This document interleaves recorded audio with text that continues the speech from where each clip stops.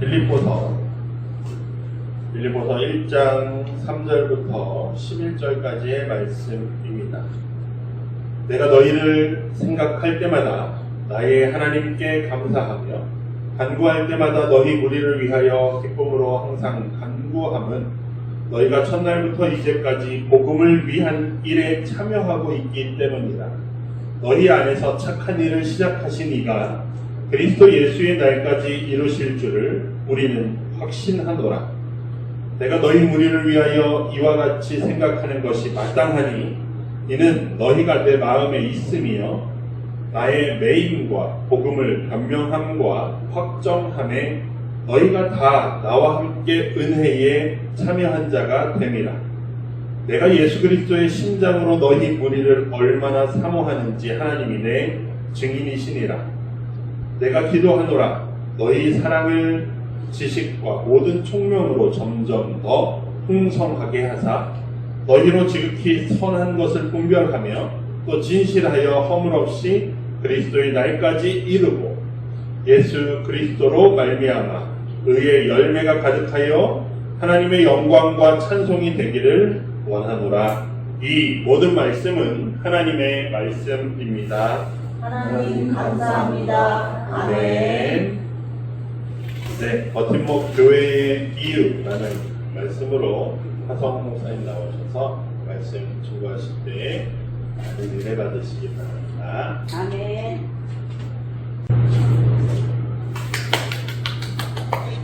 할렐루야. 아멘.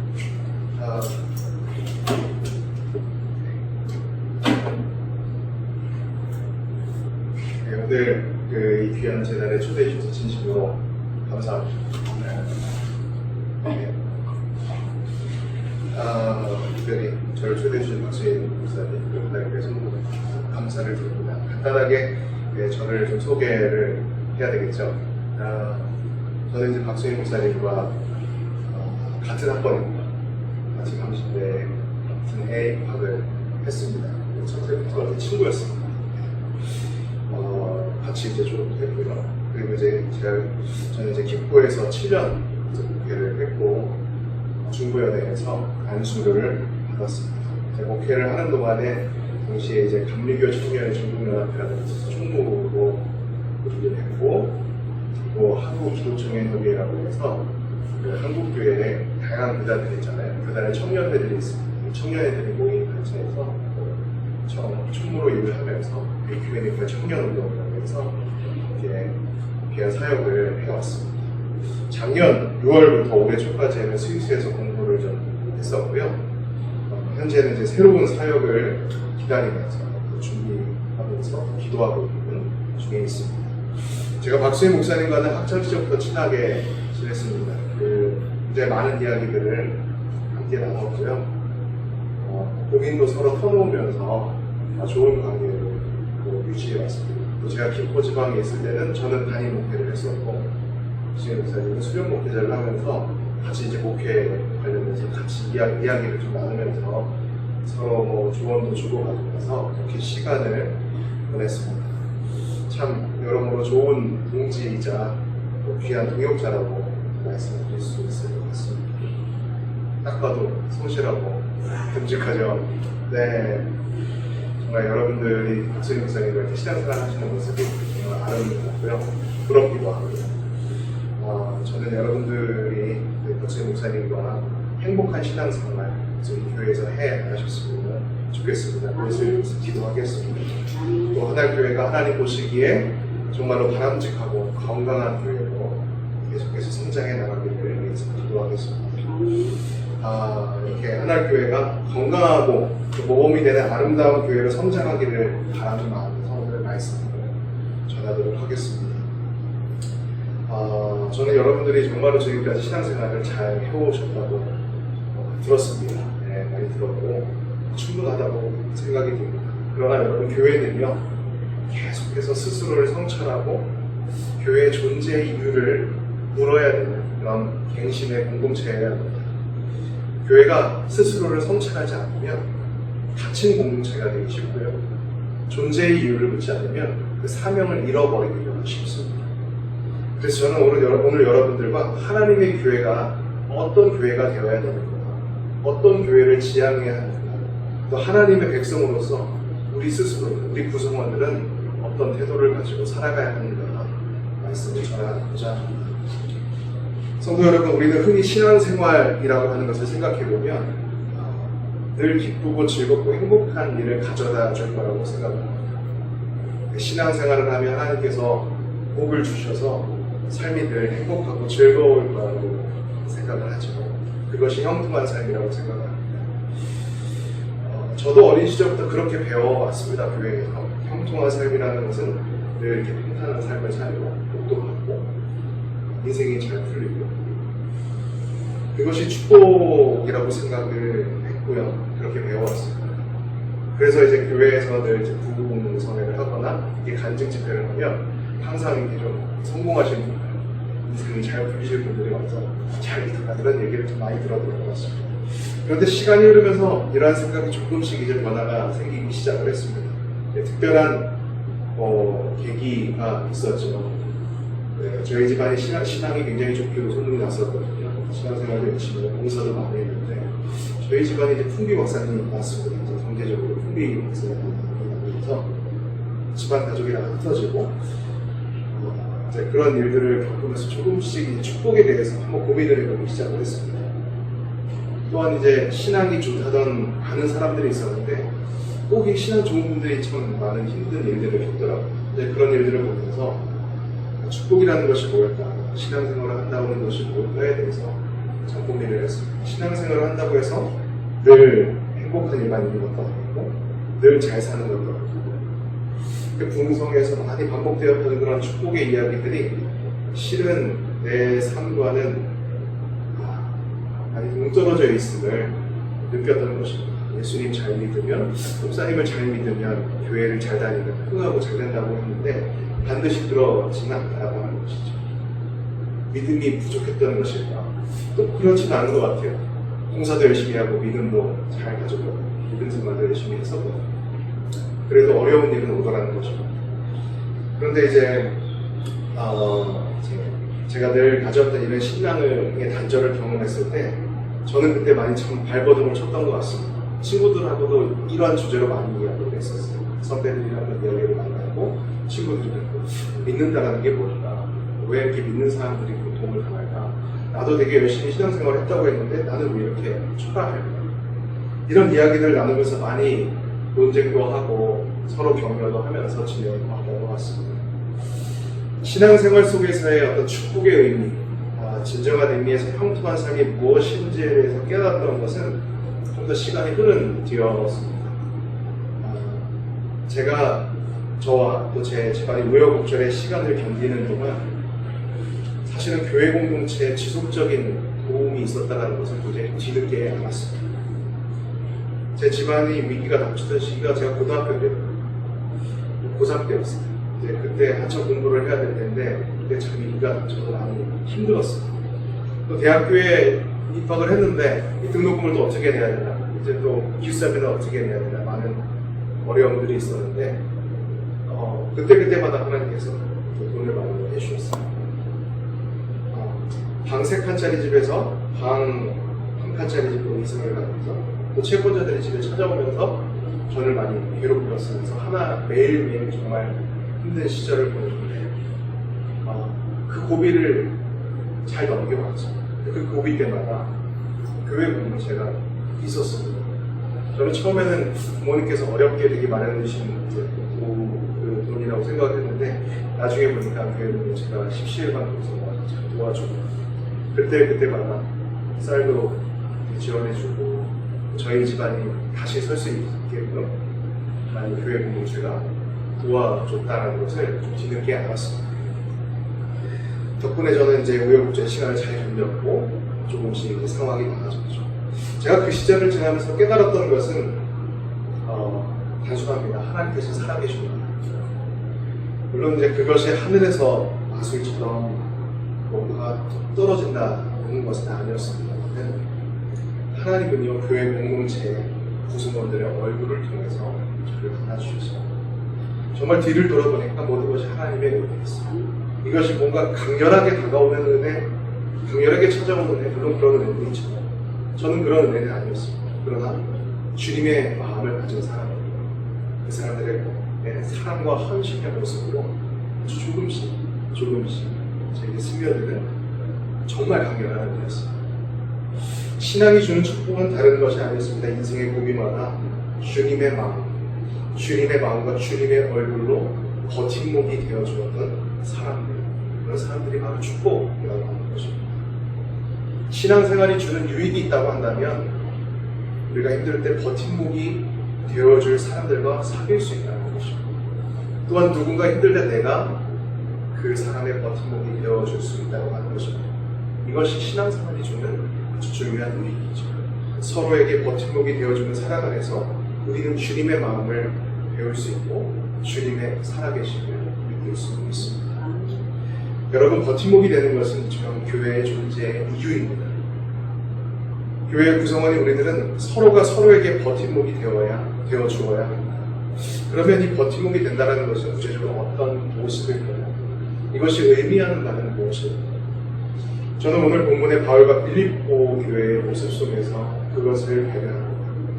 바울과 빌립보 교회는 주님의 사랑 안에서 서로가 서로에게 버팀목이 되어주었던 아름다운 관계였습니다. 그러한 바울이 빌립보 교회에게 이렇게 편지했습니다. 나는 여러분들을 생각할 때마다 나의 하나님께 감사를 드립니다. 내가 기도할 때마다 여러분들 모두를 위하여 늘 기쁜 마음으로 간구합니다. 바울의 옥중 서신 중에 하나인 빌립보서는요, 비록 깊은 감옥의 어둠 속에서 힘겨운 생활을 하고 있었지만 그럼에도 불구하고 기쁜 마음으로 빌립보 교회에게 편지를 보내고 있는 서신입니다. 바울은 빌립보 교회와 함께했던 그런 시절을 떠올리면서 감사의 편지를 쓰고 격려의 편지를 썼습니다. 그는 빌립보 교회를 떠올릴 때마다 하나님께 감사를 했습니다. 그리고 그 감사는 빌립보 교회를 향한 기도로 이루어졌죠. 아마도 편지를 쓰면서 바울은 굉장히 마음이 흐뭇했을 겁니다. 빌립보 교회 성도들의 얼굴이 떠오르면서 그들과 함께했던 시절을 떠오르면서 그들을 격려하며 애정을 다해서 편지를 쓰는 거죠. 근데 인상적인 것은 그가 감사하고 있는 대상이 하나님이라고 하는 사실입니다. 빌립보 교회 성도들을 동역자로 주시고 그들과 교제할 수 있도록 허락하신 하나님께 감사를 드리고 있습니다. 빌립보 교회와 성도들은 바울에게 있어서 하나님의 선물이었습니다. 서로가 서로에게 하나님의 선물이었던 여러분들은 누군가에게 하나님의 선물이십니까? 여러분들의 존재가 누군가에게 감사의 고백이 되고 있습니다. 기쁨의 고백이 되고 있습니다. 버팀목이 되어준다라고 하는 것은 서로가 서로에게 하나님의 선물이 되어준다. 그런데 이것은 두 가지 태도로 나타나죠. 하나는 내가 만나는 사람들을 하나님께서 내게 주신 선물로 인식하면서 살아간다. 그것은 그 사람을 인격적으로 소중하게 여긴다라고 하는 것이죠.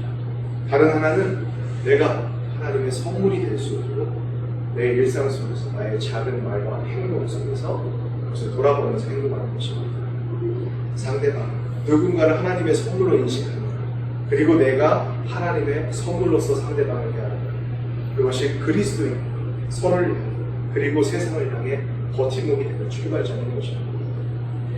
바울이 빌립보 교회에 특별히 감사했던 이유는요, 그가 이렇게 얘기합니다. 첫날부터 이제까지 복음을 위한 일에 참여하고 있기 때문입니다. 빌립보 교인들은 복음을 들은 후부터 줄곧 복음을 믿고 전하는 일에 동참을 했습니다. 복음에 동참을 했다는 것은 뭐냐면요, 단지 바울의 사역을 우리가 지지합니다라고 그친 것이 아니겠습니다. 여기에 두 가지 의미가 있어요. 첫 번째는 바울이 전한 복음을 그들이 제대로 알기 위해서 노력했다라고 하는 거예요. 빌립보 교회 성도들은요, 복음이 어떤 내용을 가지고 있는지를 생각하면서 고민하면서 스스로가 자기 삶에 적용하도록 주체적으로 그것을 받아들였습니다. 그 모습을 보았던 바울이 얼마나 든든했겠어요. 내가 전하는 말씀들이 삶에서 구체적으로 적용하고 실천하려고 노력하는 모습을 보면서 얼마나 힘이 됐어요. 진심을 다해서 복음을 한 귀로 듣고 한 귀로 흘리는 것이 아니라 진심을 다해서 그것을 듣고 마음에 담아두고 삶에 적용시키면서 그것을 실천하고자 노력하는 모습을 보면서 바울은 분명히 사도로서 아주 큰 보람을 느꼈어야 합니다. 여러분, 우리가 누군가에게 버팀목이 되어준다라고 하는 것은요, 그 사람의 삶의 이야기를 경청해주는 겁니다. 진심으로 쏟고해보는 거예요. 경청이라고 하는 것은 그 사람의 존재를 확인시켜주는 거예요. 복음을 진심으로 경청하고 쏟고했던 빌립보 교회의 모습은요, 바울에게 있어서 내가 사도로서 살아가는 것이 이렇게 기쁜 일이구나, 이렇게 보람찬 일이구나를 깨닫게 했던 것입니다. 여러분, 제가 대학원 때 그 2년간 논문을 썼습니다. 엄청 힘들게 썼어요. 제가 졸업을 하기 위해서는 저희가 이제 논문을 반드시 써야 되는데요. 그때 이 정치신학이라고 하는 굉장히 어려운 주제를 잡아가지고 제가 고생을 하고 있어요. 1년이면 보통 쓰는데 저는 2년이 걸려서 썼어요. 생각보다 너무 어려운 주제를 잡아서. 근데 논문을 쓰게 되면요, 사람이 그 논문에 미치게 돼요. 계속해서 그것만 생각을 하게 돼요. 한 번은 잠을 자면서 그 논문의 학자랑 대화를 해요. 근데 그 논문의 학자가 한국 사람이 아니에요. 이탈리아 사람이거든요. 근데 한국어로 대화를 해요, 그 사람. 그래서 자고 일어나서 또 막 이렇게 노트북에 쓰고.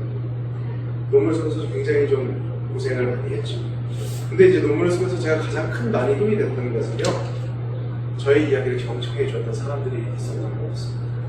제가 사람만 만나면 계속 저 논문 이야기를 했거든요. 저도 이제 정리를 해야 되니까 이야기를 하면서 이런 얘기를 계속 합니다. 힘든 얘기. 그때마다 제 친구들도 그렇고 선배들도 그렇고 제 이야기를 참 잘 들어줬습니다.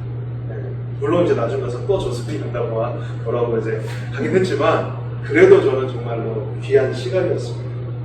그래서 잘 마칠 수 있었죠. 여러분, 저는 버팀목이 되어준다라고 하는 것이 거창한 것이 아니라고 생각을 해요. 그것이 아니었어요. 그 사람의 이야기를 잘 들어주고요, 잘 반영해주고, 또 관심을 갖고 질문을 던져주는 그 행동을 통해서 우리는 이미 누군가의 버팀목이 되고 있다라고 하는 것입니다. 두 번째로 빌립보 교회가 복음에 참여했다는 것은 복음 전파를 위해서 노력과 힘을 기울였다고 하는 것이죠. 복음 전파를 향한 사도 바울의 뜻과 힘을 합했다라고 하는 것입니다. 그리고 더불어서 바울의 복음 전파를 위해서 빌립보 교회는 물질적인 필요를 충당해 주고 있다라고 하는 것입니다. 성경에 보면 빌립보 교회 성도들은 심지어 바울이 빌립보를 떠나서 데살로니가 교회와 고린도에서 일하는 동안에도 지속적으로 관심을 가지고 있었고요. 여러 번 물질적으로 도움을 주고 쓸 것을 보내면서 구체적인 도움을 주었어요. 버팀목이 된다라고 하는 것은요, 때로는 이렇게 구체적인 실천이 필요로 할 수도 있습니다. 때로는 물질로 벼랑 끝에 모인 동료들을 돕는 것, 때로는 동료가 하는 일에 대해서 나도 함께 참여해서 열심히 돕는 것들이 서로 버팀목이 되어주는 중요한 역할이 될 수 있습니다. 초대교회의 중요한 사역이라고 하는 것은요, 단지 예배만이 아니었습니다. 구제라고 하는 것이 굉장히 중요한 사역이었습니다. 디아코니아라고 합니다. 굉장히 핵심적인 사역이었습니다. 이것은요, 사실 교회 공동체 구성원들을 향한 구체적인 사랑의 실천이라고 하는 것이 기독교 신앙의 소명이고 중요한 과제였음을 알려주고 있습니다. 제가 9년 전에 제가 이제 춘천중앙교회, 제가 춘천중앙교회 출신이거든요. 춘천중앙교회가 이제 춘천에서 가장 큰 교회였습니다. 그런데 이제 9년 전에 이 춘천중앙교회에 아주 큰 일이 하나 있었습니다. 뭐냐면 큰 불이 났어요. 아주 큰 불이 나서 그때 전국적으로 좀 시끄러웠죠. 아주 시끄러웠던 건 아니지만 유튜브에서도 이렇게 영상이 올라가면서 난리가 났고요. 굉장히 큰 불이 나서 본관 3층 예배당이 완전히 전소가 됐습니다. 다행히 이제 예배 중이 아니어서 인명피해는 없었지만 교회가 완전히 타버렸습니다. 그래서 전교인들이 주차장에 텐트를 치고 1년 동안 예배를 드렸던 경험이 있습니다. 굉장히 힘든 시기였어요. 그런데 이제 그 시기를 잘 견딜 수 있었던 것은, 춘천중앙교회가 잘 견딜 수 있었던 것은 여러 모양으로 도와줬던 동료 교회들이 있었기 때문이었습니다. 작은 교회든 큰 교회든 할 것 없이 춘천중앙교회의 성금을 모아주었고 교회를 재정비하는 데 도움을 주었습니다. 제가 당시에 굉장히 인상적으로 다가왔던 하나의 이야기가 있는데요. 춘천중앙교회와 영월의 시골교회인 흥월교회라고 하는 곳에 흥월교회와의 어떤 이 서로 주고받았던 사랑의 교제였습니다. 춘천중앙교회가 불이 나기 몇 해 전에 사실은 영월 흥원교회가 불이 나서 교회 전체가 전소되는 걸 경험을 했었습니다. 근데 그 당시에 춘천중앙교회가 흥월교회의 재건을 위해서 굉장히 많은 비용을 지불하고 도와주었고 다시 이루어질 수 있도록 도와줬습니다. 그런데 이제 춘천중앙교회가 이제 불이 났을 때, 이번에는 춘천중앙교회가 불이 났을 때, 흥월교회는 자신들이 받았던 도움을 잊지 않았습니다. 그래서 춘천중앙교회에 꽤나 큰 액수를 헌금을 이렇게 했습니다. 비용이 굉장히 컸어요. 총 구성 이제 시골교회가 감당하기에는 굉장히 큰 그런 액수였는데 춘천중앙교회가 거절을 했죠. 근데 그럼에도 불구하고 받아달라고 제가 보고 싶다고 그래서 춘천중앙교회가 감사의 헌금을 받았습니다. 그치 교회 재건이 됐죠. 1년 동안 모든 수습을 마치고 춘천중앙교회가 새롭게 지어진 예배당을 들어가면서 그 이후에 이제 얼마 지나지 않아서 흥할교회가 교회 차량을 구입해달라는 소식을 듣고 이때 다시 중앙교회가 그 차를 마련해주고 서로 이렇게 돕고 돕는 사랑의 교제를 보여주었습니다. 저는 이야기를 듣고 정말로 감동적으로 다가왔습니다. 힘겨운 시기에 이렇게 서로 버팀목이 되어 주었던 두 교회의 이야기가 저에게는 굉장히 긍정적이 되었고 정말 아름다운 것으로 다가왔습니다. 여러분, 기독교 신앙이라고 하는 것은요, 추상적이지 않고 저는 구체적이라고 생각합니다. 기독교 신앙은 기독교 신앙인들의 선택과 행동으로 그 힘이 언제나 드러난다고 하는 것입니다. 주님의 사랑 안에서 우리가 선택하는 일들, 몸을 다해서, 마음을 다해서 누군가의 버팀목이 되어주는 행동 속에서 기독교 신앙이라고 하는 것은 빛을 드러나고 그 힘이 드러난다고 하는 것입니다. 그러나 여러분, 기억해야 할 것은 그것이 우리들의 힘과 능력으로만 될 수 없다고 하는 것이죠. 그래서 6절에서 바울의 구절처럼 우리는 우리의 능력과 힘으로 우리가 착한 일을 시작한 것이 아니라 예수 그리스도께서 우리를 통해 그 착한 일을 시작하였다는 사실을 기억해야 합니다. 우리는 주님이 주시는 선한 능력으로 서로의 버팀목이 될 수 있습니다. 십자가 그 사랑으로 우리를 용납해 주신 주님의 은혜가 우리로 하여금 우리가 누군가를 섬기고 또 용납하고 버팀목이 되어줄 수 있도록 힘을 준다라고 하는 것입니다. 우리 자신의 힘과 능력만을 의지하는 선한 일들은요, 일시적일 수밖에 없습니다.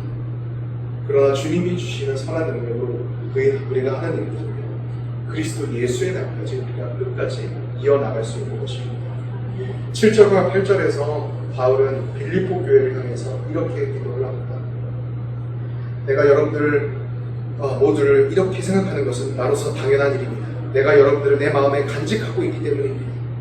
여러분 모두는 내가 갇혀있을 때나 복음을 변호하고 입증할 때에 내가 받은 은혜에 동참한 사람들입니다. 내가 예수 그리스도의 심장으로 여러분들 모두를 얼마나 그리워하고 있는지 하나님께서 증언하여 주십니다. 빌립보 교회 성도들은 바울이 감옥에 갇혀 있습니다. 재판을 받을 때나 감옥에 풀려났을 때도 언제나 한결같이 바울과 함께 해줬습니다. 복음을 변호하고 입증한다고 하는 것은 복음을 변증하고 복음을 전할 교회를 설립하고 교회의 성도들을 교육한다는 것을 의미했습니다. 이 모든 과정에 빌립보 교회는 바울과 함께했던 것입니다. 인상적인 것은 바울이 예수 그리스도의 심장으로 빌립보 교회를 사랑한다는 것, 그리워한다는 것이죠. 예수 그리스도의 심장. 여러분, 예수 그리스도의 심장으로 누군가를 사모한다고 하는 것, 그리워한다는 것은 어떤 의미일까요? 다양한 해석이 가능하겠지만 저는 무엇보다도 예수 그리스도의 경계 없는 사랑으로 내가 누군가를 받아들이겠다라고 하는 결단이라고 생각합니다. 예수님은요, 머리의 차원에서 사랑을 하시지 않았어요. 예수님의 사랑이 단지 이성적인 차원에서, 머리의 차원에서 누군가를 사랑하였다면요, 과연 당시 유대 성전 체제가 더럽다고 얘기했던 죄인들과 함께 하실 수 있었을까요? 변두리에 내몰린 사람들, 불결하다고 말하는 사람과 함께 할 수 있었을까요? 아니었죠. 예수님의 사랑은요, 머리의 차원이 아니라 심장의 차원으로 사랑을 했기 때문에 장벽을 넘을 수 있었던 것입니다. 바울이 예수 그리스도의 심장으로 빌립보 교인들을 사모한다라고 했을 때 거기에는요, 내가 조건 없이 장벽과 차이 없이 내가 너희를 그리워하고 사모하겠다라고 하는 그런 말입니다. 버팀목이 되어준다라고 하는 것은 여러분 예수 그리스도의 심정으로 살아간다고 하는 것입니다. 나와 너의 차이와 상황을 뛰어넘어서 내가 너를 지지해주고 연대해주겠다라고 하는 옹골찬 결의입니다. 조건 따져가면서 살아가는 것이 아니라 내가 너를 있는 모습 그대로 내 인생을 받아주겠다라고 하는 게 그러한 결단인 것이죠. 이것이 오늘날 우리 그리스도인이 가져야 할 마음입니다. 마지막 구절 저의 기도입니다. 내가 기도하는 것이 여러분들의 사랑, 지식과 모든 통찰력으로 더욱 풍성하게 되어서 여러분들이 가장 좋은 것이 무엇인가를 분별할 줄 알게 되는 것입니다. 그래야 여러분들이 그리스도의 날까지 순결하고 흠이 없이 지내며 예수 그리스도께서 주시는 의의 열매로 가득 차서 하나님께 영광과 찬양을 드리게 되기를 바라는 기도. 아멘. 이것이 바울의 기도였어요. 마지막 기도. 저는 이 기도가 서로 버팀목이 되어주기로 결단하는 모든 그리스도인들이 드려야 할 모범적인 기도라고 생각합니다. 바울은 빌립보 교회가 사랑과 지식과 통찰력이 점점 더 풍성해지기를 위해서 기도했습니다. 바울은 교회 안에 사랑과 지식과 통찰력이 머물지 않고 정체되지 않고 끊임없이 발전하기를 위해서 기도했습니다. 지금의 현실에 만족하지 않고 하나님 안에서 더욱 거룩해지고 영적으로 성숙해지기를 원해서 기도했습니다. 여러분 이쯤 하면 되었다라는 생각이 드는 순간 우리의 교만은 시작되는 것 같습니다. 이 정도면 충분하다라는 인식, 그 인식이 들기 시작하면요 교회 공동체의 성장은 멈추게 됩니다.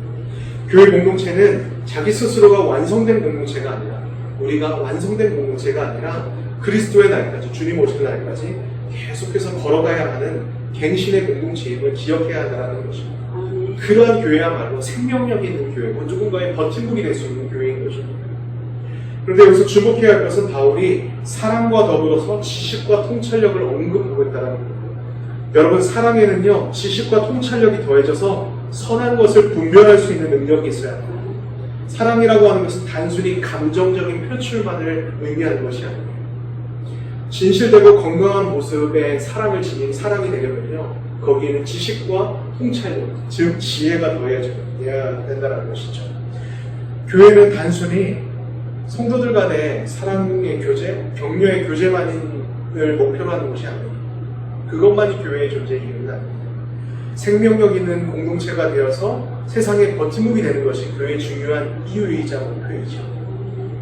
그러한 교회가 되기 위해서, 그러한 버팀목이 가능한 교회가 되기 위해서 그 사랑에 지혜와 지식을 더해야 된다는 거예요. 지혜와 지식을 더한다라고 하는 것은요, 성경적인 지식과 나의 사회적인 지식, 세상적인 지식이 조화를 이룬다라고 하는 것을 의미합니다. 성경적인 지식은 사랑을 바탕으로 합니다. 그런데 이 사랑을 바탕으로 하는 이 지식이 세상 가운데 있는 지식과 조화를 이뤄서 우리가 기독교적인 사랑의 관점에서 해석하고 실천할 수 있어야 된다는 거예요. 여러분, 교회는 세상에 든든한 버팀목이 되어야 되죠. 그러려면 우리가 치열하게 이 지혜를 달라고 기도를 해야 합니다. 세상에 든든한 버팀목이 될 수 있도록 무엇이 중요하고 무엇이 바람직한지를 분별할 수 있도록 하나님께서 지혜를 달라고 기도를 해야 된다고 하는 것입니다.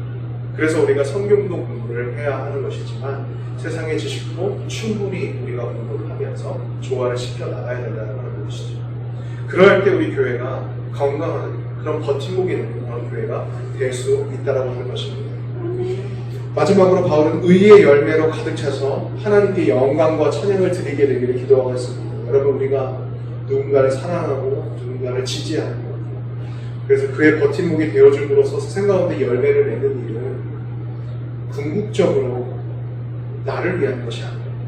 궁극적으로 내가 보상을 받기 위해서 그렇게 하는 것이 아닙니다. 바로 사랑 그 자체이신 하나님을 증거하는 것이 목적이고요. 하나님의 영광을 드러내는 것이 궁극적인 목적인 것입니다. 우리가 누군가의 버팀목이 되는 것은 보상을 받기 위함도 아니고 칭찬을 받기 위함도 아닙니다. 사랑이신 하나님, 그 하나님 자체, 그 하나님의 형상으로 지어받은 우리들의 모습이 바로 그렇게 변해가야 된다. 그렇게 함으로써 우리가 하나님의 현존을 드러내기 위함이고요. 하나님이 가장 기뻐하시는 그런 일들을 성취하기 위해서 그 영광을 드러내기 위해서 우리는 누군가에게 버팀목이 되어야 누군가를 사랑하며 섬겨야 된다는 마음을 하시죠. 아멘. 여러분 말씀을 정리합니다. 하나님교회 성도 여러분, 교회는 그리고 우리 그리스도인들의 존재는 버팀목이 되는 것입니다. 교회는 연약하고 부족한 사람들, 인생의 모호함을 견디며 살아가는 사람들이 서로 격려하면서 서로 깃대어서 살아가는 공동체입니다. 여러분 서로가 서로에게 버팀목이 되어주십시오. 아멘. 하나님의 은혜입니다. 때로는 경청해 주시고요. 때로는 따스한 말 한마디 건네주세요. 때로는 기도와 헌신으로 서로 섬겨주시기 바랍니다. 아멘. 쉽지 않은 일이지만 우리가 매일의 삶 속에서 서로를 환대하면서 서로의 선물이 되어주고 주님의 사랑을 드러내는 연습을 한다면 여러분 조금씩 우리는 나아질 수 있을 것입니다. 아멘. 나아가 서로의 버팀목이 된 우리 그리스도인들은 우리 교회를 세상의 버팀목으로 세워야 합니다. 아멘. 변두리에 내몰린 수많은 사람들이 이 땅 가운데 있습니다. 희망이 없이 살아가는 사람들이 여전히 이 땅 가운데 있습니다. 그러한 방황하는 영혼들에게 그 심지에 닻을 달아주는 교회가 아니면 할 수 있습니다. 그 일들을 옛날 교회가 감당해야 한다고 하는 것입니다. 아멘. 바라기는 서로에게 버팀목이 되어줬던 빌립보 교회와 바울의 모습을 기억하면서 목회자와 성도가 그리고 성도와 성도가 서로 든든한 버팀목이 되어주고 또한 세상 가운데 든든한 버팀목으로 바로서는 하나의 교회 되기를 간절히 소망합니다. 아멘. 우리 잠시 다짐의 기도에 함께 하도록 하겠습니다. 주님, 우리는 연약하고 부족한 사람들입니다. 인생의 모호함 속에서 방황하기도 하고 때로는 고통을 받으면서 살아가기도 합니다. 그러나 주님께서는 그런 우리들을 위해서 교회를 세우셨습니다. 교회는 기꺼이 서로를 향해서 버팀목이 되기를 소망하는 이들이 서로 격려하며 살아가는 곳임을 기억합니다. 주님이 그렇게 사셨기 때문입니다. 주님 매일의 삶 속에서 우리가 이웃을 환대하며 서로의 선물이 되어줌으로써 든든한 버팀목이 되게 해주십시오. 나아가 이 아름다운 교회를 세상 가운데 든든한 버팀목이 되는 교회로 만들어갈 수 있는 지혜와 분별력을 더하여 주십시오.